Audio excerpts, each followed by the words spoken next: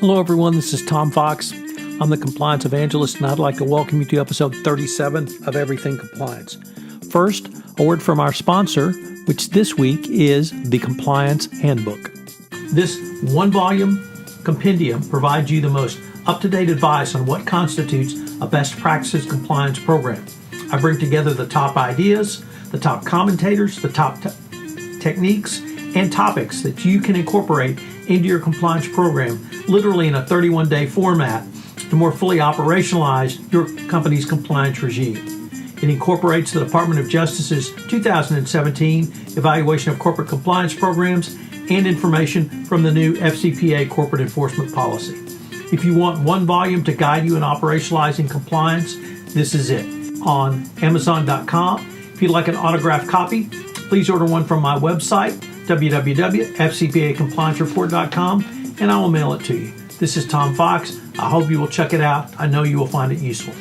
In this podcast, we take up an article which was in the New York Times recently entitled Trump Administration Spares Corporate Wrongdoers Billions in Penalties.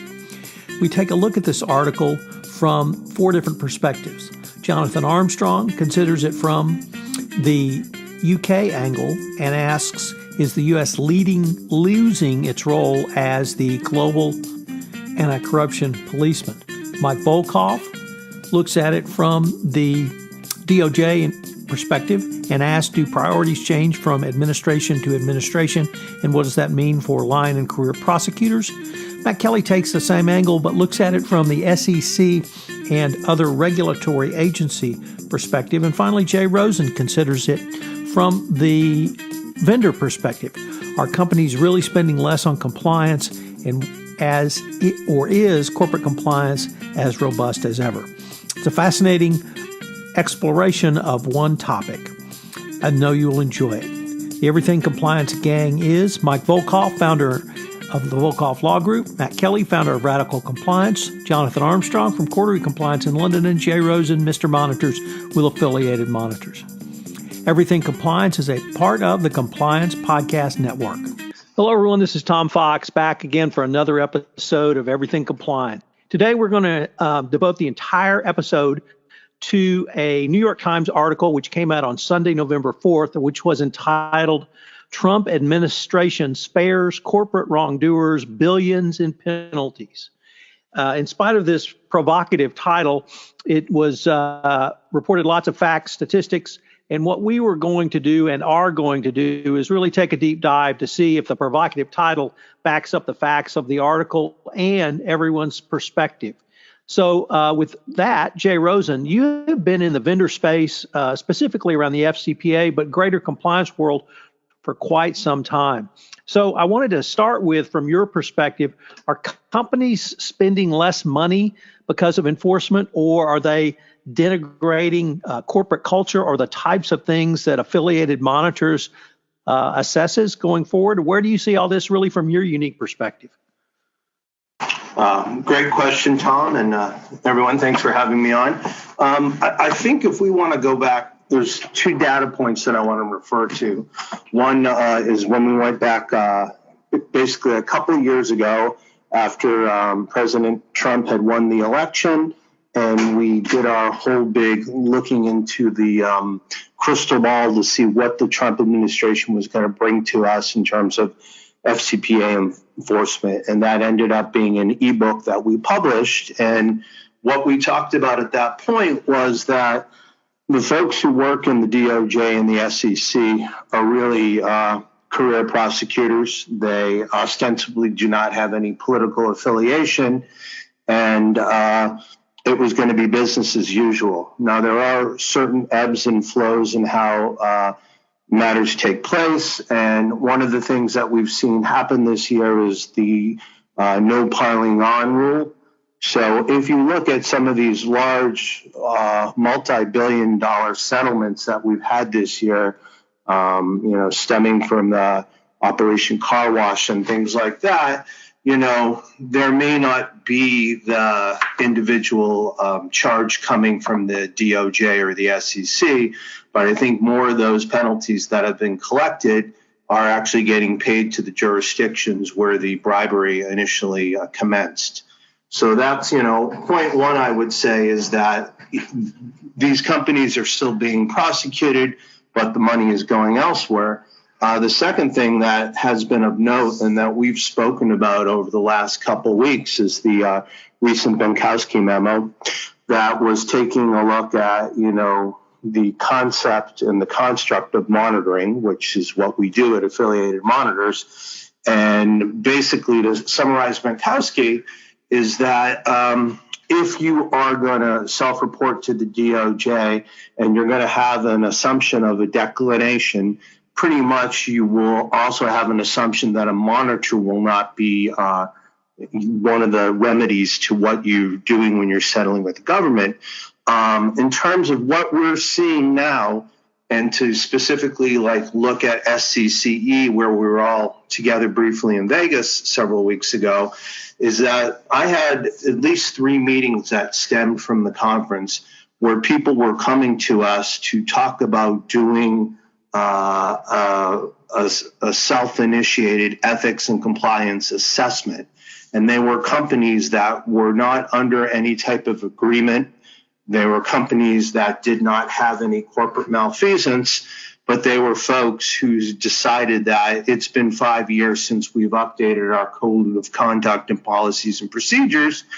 And we want to know what we can do to not only benchmark ourselves, but to take an introspective look at how we are doing as a company in terms of ethics and compliance. So those companies that came to us, this was folks who have, they have religion. They understand why it's good to take a look at their ethics and compliance posture. And furthermore, they understand why it makes sense to have an independent third party come in and do that. And, to really give them that dispassionate view on how their business is.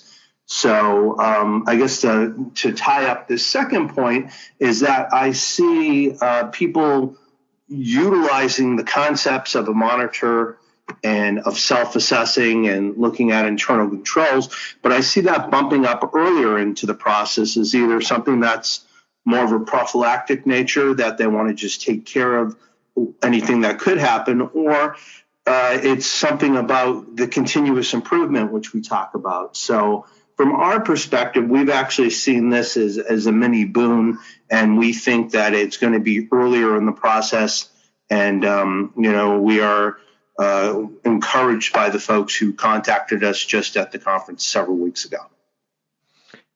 So, Jay, the part of the article where Professor Corneliuson, I believe, is quoted, and he says that anecdotally, he believes compliance professionals are having difficulty getting funding now because of this alleged change in prosecutorial posture. That's not been the experience of affiliated monitors? Not at all. And no, because, and I think we just even when I look at things that have happened, if you look at the Elon Musk thing with the SEC and you look at things that are happening with other boards, with Papa John's, with Me Too, with what's happening out in Silicon Valley, I think if you are not a compliance, if you're a compliance practitioner and you are not thinking about these things and understanding that should you end up going to the government, you only have one chance to make a first impression. So it's better to know what you've got. And, at the end of the day, you're going to have to do your internal calculus on whether or not you're going to self-report. But I think gone are the days where people take the ostrich approach and bury their head in the sand, and they're knowing that they're doing business in high-risk regions, or they're knowing that they might have potential weaknesses in their third-party hiring. But it's better now, it seems, for people to at least know what they're up against, and then they can make more of an informed decision as opposed to, waiting for the story to hit the front page of the New York Times. So, Matt Kelly, do you have a follow-up? Jay, I'm sorry. I was going to say something to Jay. I think this might, and I apologize, but Jay, I think what you're really sort of recounting is that I think ethics and compliance is moving beyond hey, we're just worried about DOJ and the SEC coming in here. I think the education that's going on in the profession and at companies is something that frankly, it's good business. It's, we know the research about ethical companies making more money over the long run and sustainability. And I think what's driving this is not so much the reaction to whether or not the Trump administration is enforcing the law aggressively or not. Maybe in the banking industry, that's more important. But I think people are coming to you because of the value of what you are ultimately supporting, which is an ethical and effective compliance program. And people are realizing that people are competing on that in the new marketplace, and that it makes good business sense to invest in it. Am I missing something, or do you agree with that? I absolutely agree with that. And I think Matt had a point to make. He's kind of looked at some research over the past couple weeks on radical compliance. And Matt, did you want to jump in with something? Well, yeah, sure. I guess, Mike actually brought up a lot of points I would have covered, so I'll just keep it quiet. That I think what you're saying, Jay, makes total sense, because this really gets to what I think is often the most important question for compliance when a scandal is brewing. And is it legal? Will we get a big fine or not? These days, an increasingly important question is, who cares? Because it is much more about perception of misconduct and reputation risk among your many other stakeholders. The regulators are one, and they can get people fired and imprisoned and fined, so they're an important stakeholder. But we are, I think, increasingly going to see more and more other stakeholders wielding enormous attention over the board's mind. And the board's the one who turns around to compliance officers and says, yes, here's a big check. Yes, invest in this. No, don't do this. No, we don't think it's important. They make those decisions, and you follow through on what those decisions are. That's your job, whether you're an audit or compliance or risk. And more stakeholders are going to be able to exert pressure by other means than a regulator showing up with a fine. So yes, boards know this, and therefore they're still thinking more in these terms of, let's make sure we have compliance as a prophylactic against that. And some other day we can get into all the business advantages, which are very real, but that's really what's going on. So, Jonathan Armstrong, obviously sitting from your perspective across the pond, do you see this article in the larger context of perhaps the U.S. stepping back from its role as the leader in global anti-corruption enforcement? Will other countries step up? Obviously, we've had sharing of fines and penalties, certainly with the United Kingdom in the Rolls-Royce case. We had Sapontu and other laws passed in Europe. And just this week, we had SFO Director Lisa Osofsky talk about increased enforcement, perhaps some big cases coming out of the SFO, and wanting companies to step up, self-report, and work with the SFO. What does really all of that portend from the home of common law? Thanks, Tom. And I think you've covered a lot of the issues already. What I think we tend to see, I had a number of interesting discussions at SCCE about this. I've got a working theory that sometimes regime change is signaled by a change in bribery enforcement rather than in Shakespeare's day, stabbing all your relatives in the back. And maybe there's evidence of that in Saudi Arabia, in Nigeria, for example, where the incoming government starts to prosecute people in the outgoing government for bribery offences. And in that context, maybe the Trump move is even more unusual, that quite often an incoming new regime wants to signal that it's getting tough on bribery rather than a perception that it's getting less tough. Nobody stands on a pro-corruption ticket, do they? And so that element, I think, is somewhat surprising. And then, of course, the Rolls-Royce that you mentioned, one of the reasons for pushing the DPA through was to do it under the Obama administration, where it was perceived there was greater certainty, rather than under the Trump administration. And whilst the minority of the settlement went to the US government rather than the majority there, one wonders if there aren't occasional moments when people at Rolls-Royce wonder if they made the correct jump, particularly given what the article says is a possible outcome of the Walmart case, which was one of the big cases kicking around at that time. And I'm sure that Mike and others are better qualified to discuss that than me. But I think, to answer your other question, I think last time I looked at the bribery enforcement action tables, it was US at the top of the league, you know, with very much clear water between the UK in second and Canada in third. I think the UK and Canada is still trudging along. You're right that Sapanda has had an impact. It's had an impact, I think, in two respects. Firstly, I think it is now easier for multinationals to make things like whistleblower lines stick because of the slight cultural changes in France, where Sapanda itself has whistleblower reporting mechanisms.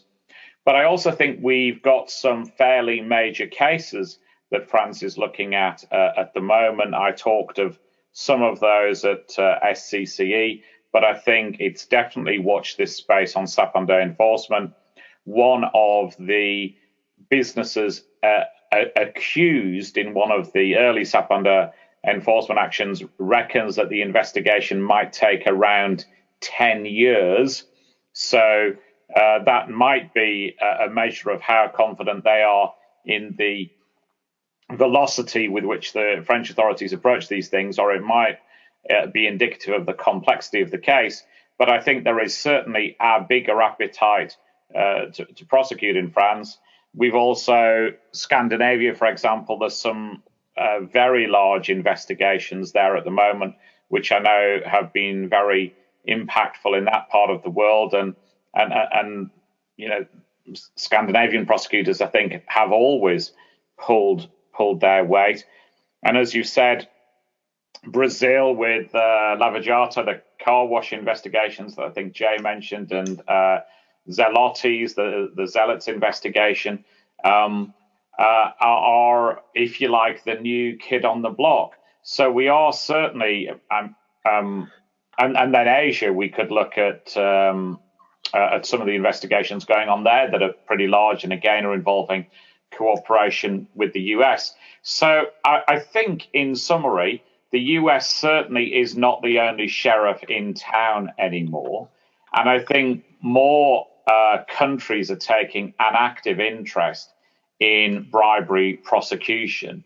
And some of those that you don't necessarily see in the headline cases, like Switzerland, for example, are cooperating with other authorities to bring their cases to court or to settlement. But in some respects, one of my concerns, Tom, to sort of throw into the panel is, as an outsider looking in, the history of corporate prosecution of bribery in the US has been one of surrender, not of victory. And what I mean by that is there are very few, as I understand it, cases against corporations that have gone to trial in the US. The US authorities have always had this almost like a poker player at a table type approach of saying, we've got a great hand, we've got a great hand, we've got a great hand. They've never actually had to show it in court. They've always been able to persuade the corporation that their hand is good enough, that the corporation should fold. And the difficulty, I think, in the longer term, if this article is correct, is that ability to bully, encourage, force corporations to settle cases is diminished if you think that the guy on the other side of the table isn't tough enough or is bluffing. And that might well be the long-term consequence of this type of statistical analysis, that it might mean that US corporations don't invest, despite what Jay's saying, but also that occasionally they have a feel lucky punk to the US authorities. And then we might see more cases and more contested enforcement actions. And I wonder if the success rate will be as high in court as it is with surrender. My response to that is I don't think it's really a poker game in the way. I mean, I would like to think that there's a threat to go to trial, but there's never a threat to go to trial. What really I think is going on, Jonathan, is that it matters where the government wants to get to. What's the final result that they want? And the question that's raised by the New York Times article is whether or not, unlike the Obama administration, the Trump administration is saying, instead of paying us $5 billion or $2 billion, just pay us $1 billion, and that's it. The company itself, for whatever reason, there's been lots of debate about the Enron case, and not even the Enron, the accounting firm, Arthur Andersen case, where 300,000 people or however many thousand lost their jobs as a result of a criminal prosecution. And there's a debate over whether or not going to trial against these companies and convicting them at trial will result in more harm to the employees and to society than the value of the criminal prosecution and the conviction. And I think that there's a real legitimate debate about that. And it just has led to this situation where everything is negotiated and nothing is tested in court, except when you have individuals who are prosecuted. And I think it's really a question of attitude, and it's a question of priority. Let's go back to what the New York Times article the three big findings from it. One, it's also a comparison that's done of the first 20 months of the Trump administration against the last 20 months of the Obama administration. And in some respects, I believe that's apples to oranges, in the sense that when an administration is leaving, they're going to try to, and particularly the Obama administration, because they knew there was going to be a big change. We had a record year in terms of FCPA enforcement because they had a ton of settlements that occurred at the end of the administration. But even despite the apples and oranges issue, there's absolutely, I think, a difference in attitude.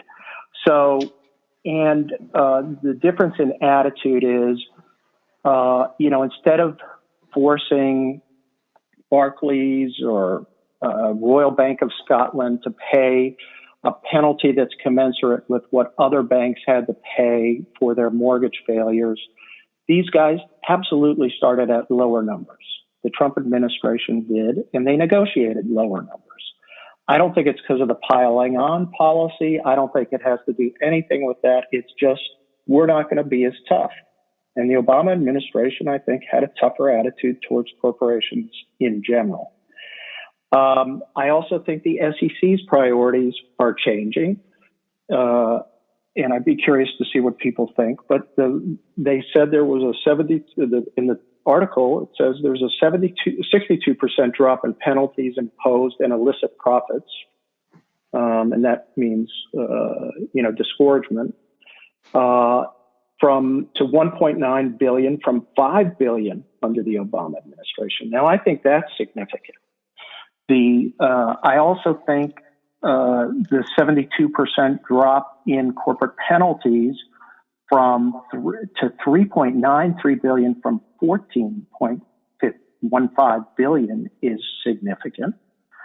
And there's been an absolute lighter touch when it's occurred, in terms of enforcement against the banking industry. And I think this is an attitude. I think it's an attitude, and I think it's a problem in the sense that companies are definitely getting a better deal. There's just no question about it. And I think when Republicans come in, I think they sometimes will get a better deal. And in terms of corporate enforcement, I think let's go back to the SEC for a second.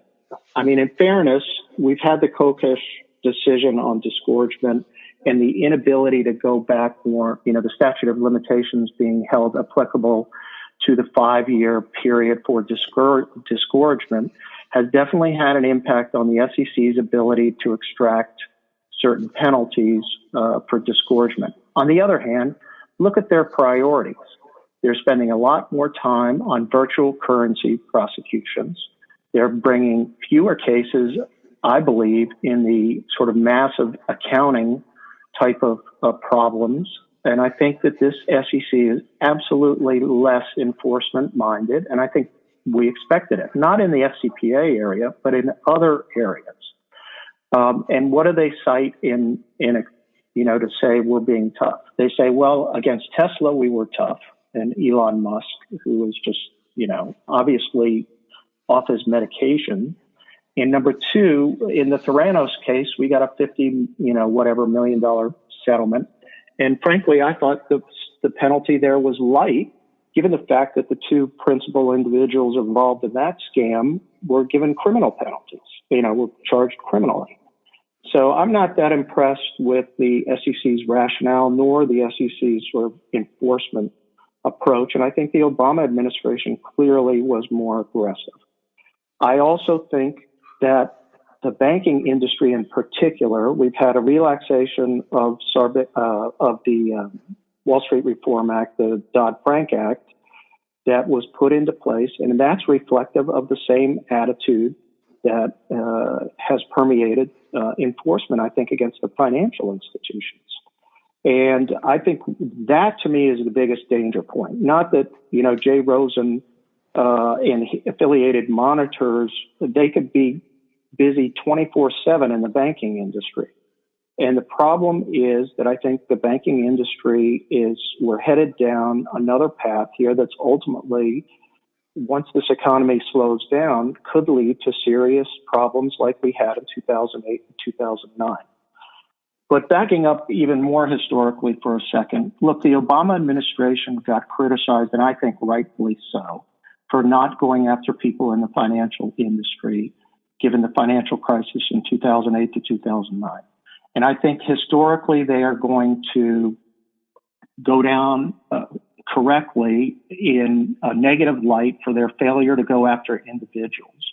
And I know we once talked about the book, The Chicken Shit Club by Jesse Ettinger, but that to me really lays out the endemic problem that started with the Obama administration, with the outsourcing of criminal prosecutions, and now is culminating with the Trump administration, where they're just handing out lighter sentences.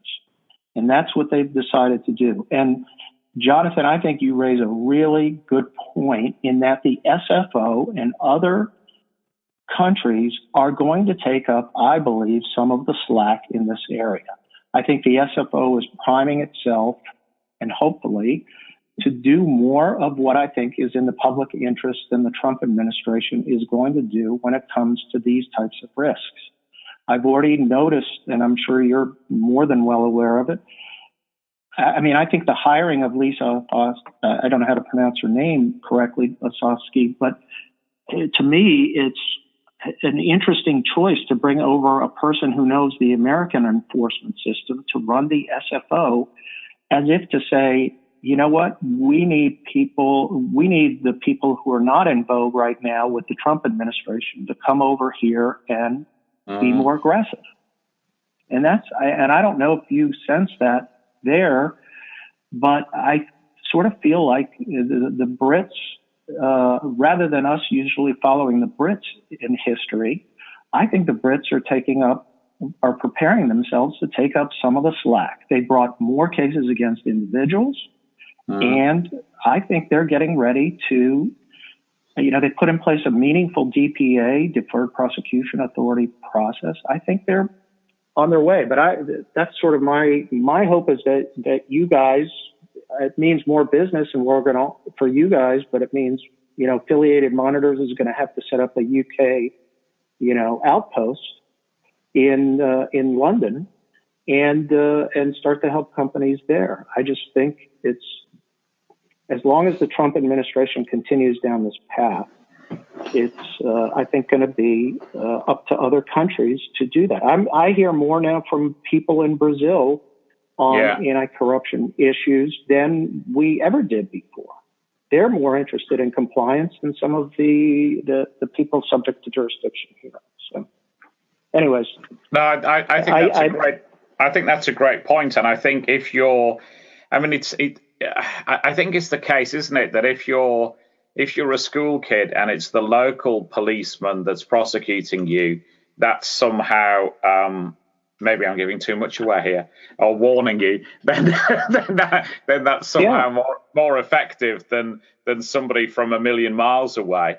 And I think it's the same with bribery and corruption as well. In some respects, it is better if the French authorities prosecute French corporations so that they know that this isn't some foreign regulator that happened to look into what they were doing, but it's a local regulator that is always looking at what they are doing. So from a public policy point of view, it's better that that sins are dealt with locally. And I think I sense that there is a change in regime at the SFO. There were certainly rumors in the early years of Sir David's tenure that relationships with the US were somewhat frosty. There are rumors that is one thing that will change. Of course, the new director was a secondee in to the SFO from the US administration briefly, I believe.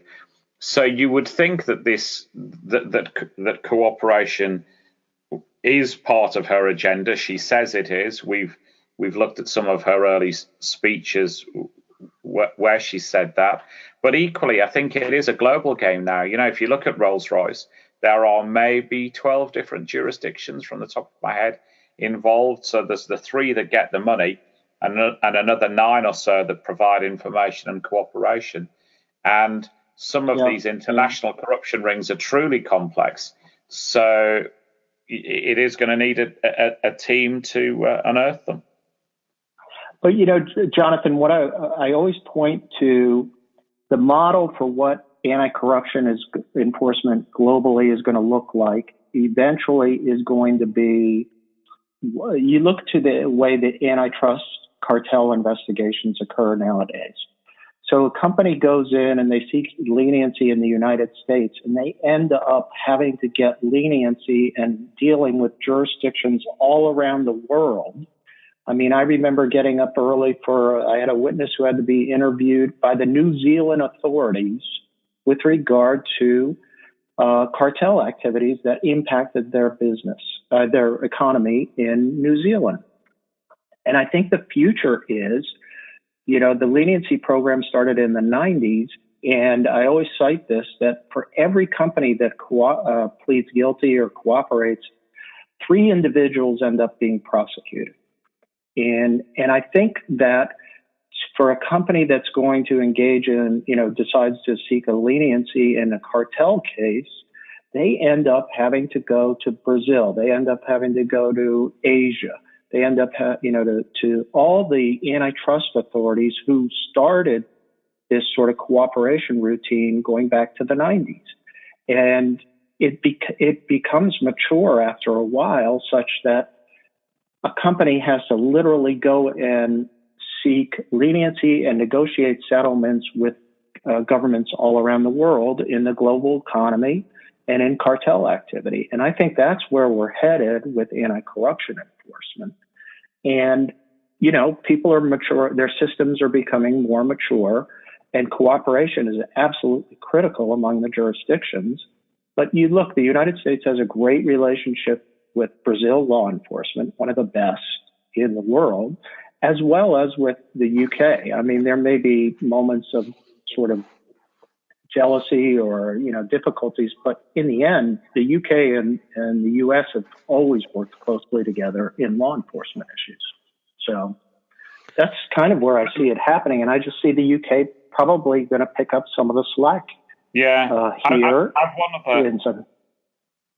Sorry, I was just going to make one other quick point, if I could, Mike. I know we're short on time, but I mean, one potential consequence, of course, could be that the UK gets tougher on US corporations. And we've already had, it's a case that's emerging at the moment, and we oughtn't to say too much about it, but we already potentially have a sign of that with KBR, when they were talking to the SFO, the UK operations were talking to the SFO. The SFO invited the General Counsel and the Chief Compliance Officer over to London for a chat and served proceedings on them in their capacity, not only as representing the UK corporation, but also the US. So for US corporations, they might need to watch their strategy, because if the SFO perceives that the US regime ain't going to deal with stuff, we might see more of that, where the UK is inviting people to chat and then trying to effectively bring them into the UK jurisdiction for the US parent as well. So just a quick point to watch, I wonder. So Matt Kelly coming in from the bullpen here with the right-handed closer. What do you see? You really have focused on regulatory, the SEC, and other aspects of the administration. But what do you see from your perspective on regulatory bodies that might interest you? Well, I'll start large and then work my way specifically to the SEC and its enforcement theories. On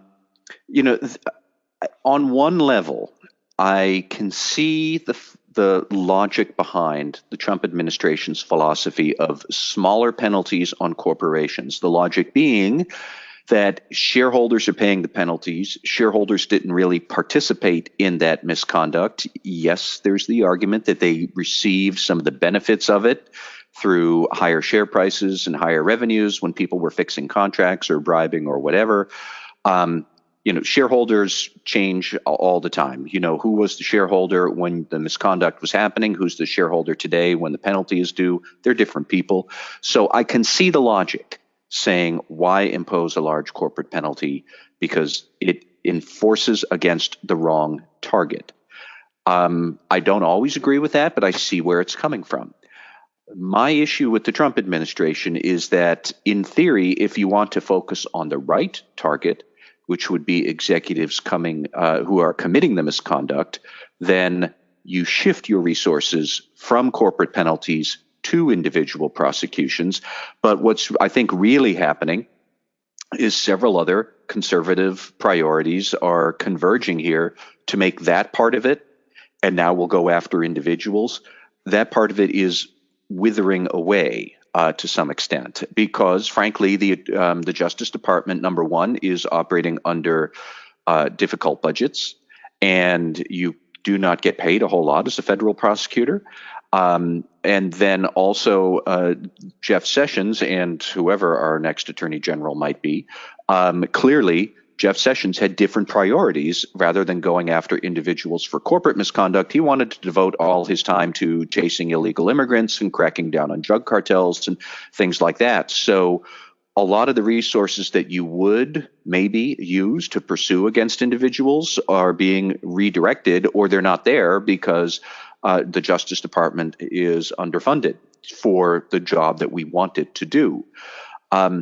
I have always been struck. We mentioned the Chicken Shit Club earlier this hour, and we've all seen all of the complaints about enforcement in the Obama administration. The complaint was always, look at that big mess of the financial crisis, and nobody went to jail. No body, no person.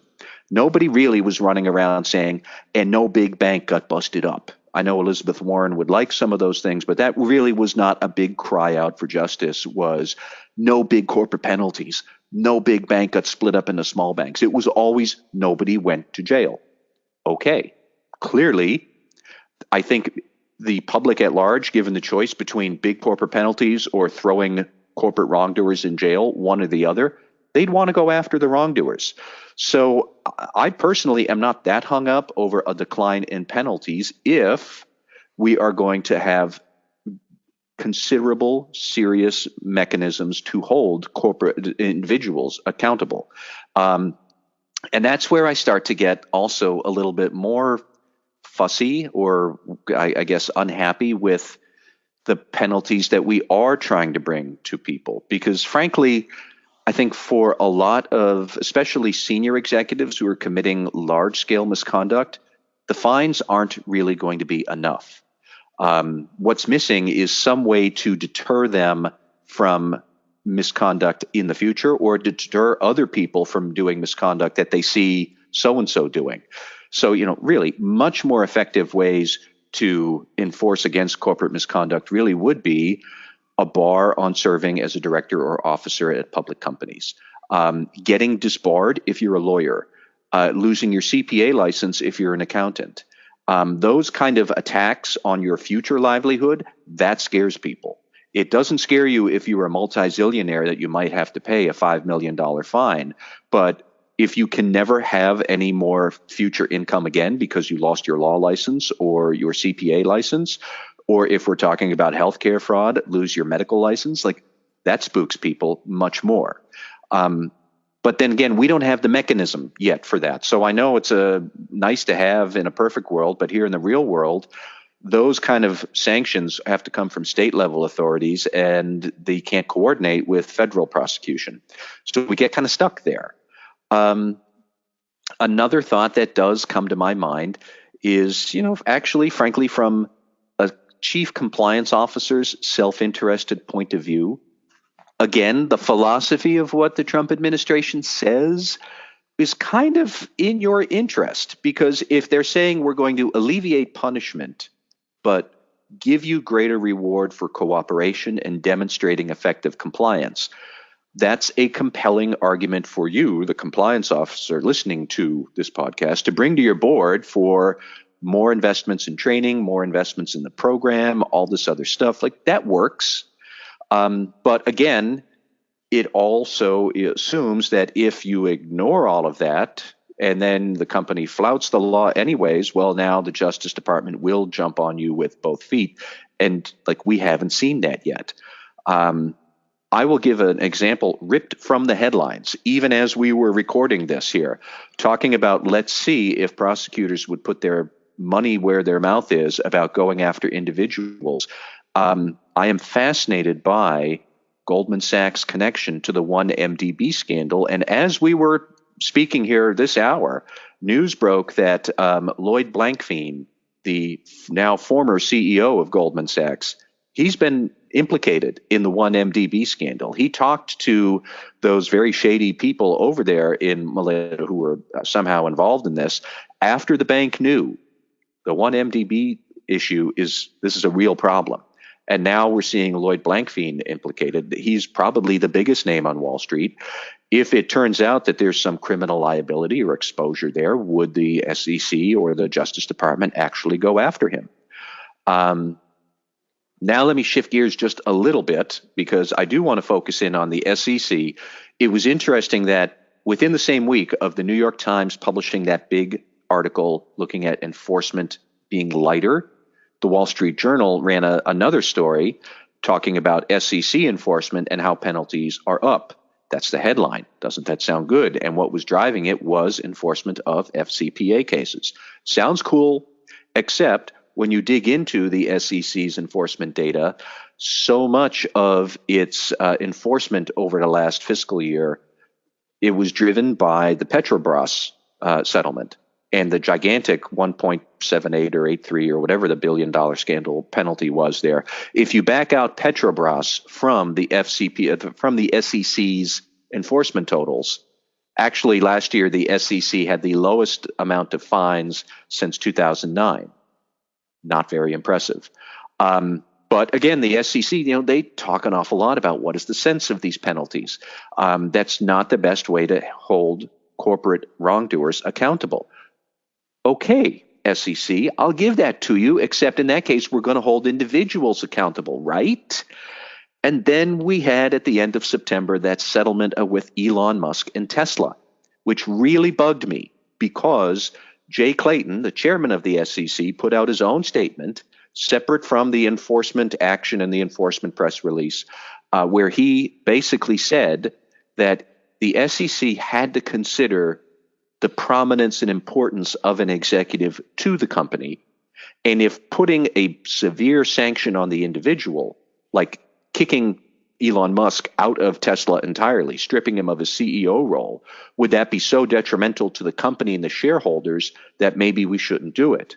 And then the SEC didn't do it. They only said you have to drop your chairman title and bring in 2 independent board directors, $20 million fine. Again, for somebody as wealthy as Elon Musk, $20 million fine is no big deal. He could sell some stock and pay that off in less than an hour if he wanted. But so where is the enforcement actually going to be if we are not imposing penalties, because that harms shareholders, and we're not imposing against taking action against individuals because that might harm shareholders because they're so important to the company? Like, how do we actually enforce against wrongdoing at the SEC level? I haven't heard Jay Clayton come up with a good answer for that yet. So that's where I do have a problem.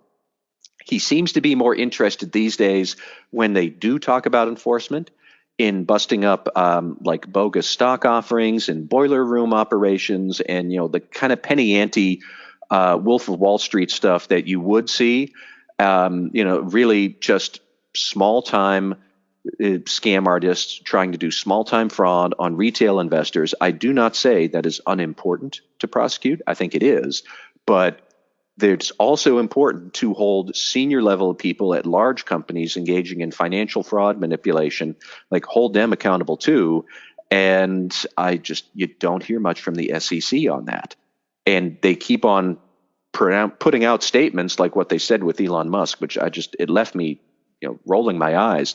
If we're not finding people, if we're not finding companies, if we're not, director and officer bars, because that might harm shareholders, like, are we ever going to find any way, anyhow, to actually impose a sanction on people who are breaking the law or committing misconduct, or just like Elon Musk, just being dumb and not up to the task?